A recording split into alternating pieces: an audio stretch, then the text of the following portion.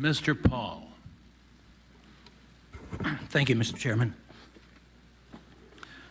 Mr. Ambassador, you have stated that you do not favor a specific candidate, and that, of course, is the position of our government.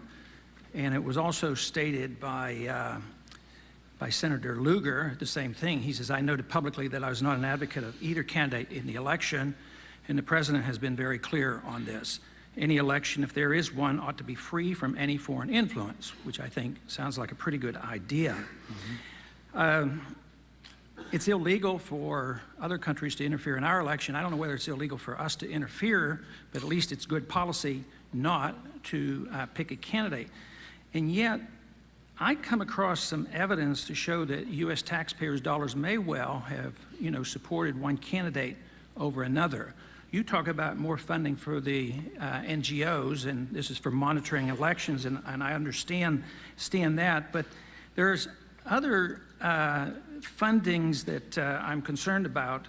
For instance, we know that USAID sends millions of dollars to a group called the Poland American-Ukraine Cooperative Initiative, which is administered by Freedom House. And Freedom House then distributes many, many dollars to many Ukrainian NGOs. And if you study their web pages, you find out that they're not nonpartisan at all. They're very partisan. And on one, for instance, the International Center for Policy Studies has one of the candidates was on the advisory board, and there's a connection to his political website. So, and there are several that I have here that you see money going from USAID to Freedom House to the NGOs who are absolutely connected to a particular candidate. And I think it's a real stretch to say that U.S. taxpayers' dollars have not supported a particular candidate.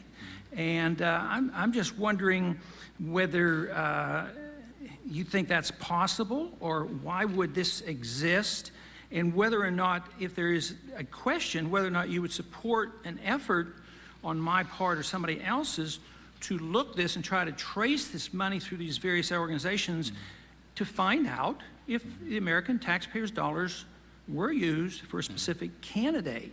And in contradiction to our stated policy, because I would think quite possibly the GAO could do a report for us and tell us this. Could you comment on this? Is there any chance that our taxpayers' dollars have been used for a particular candidate?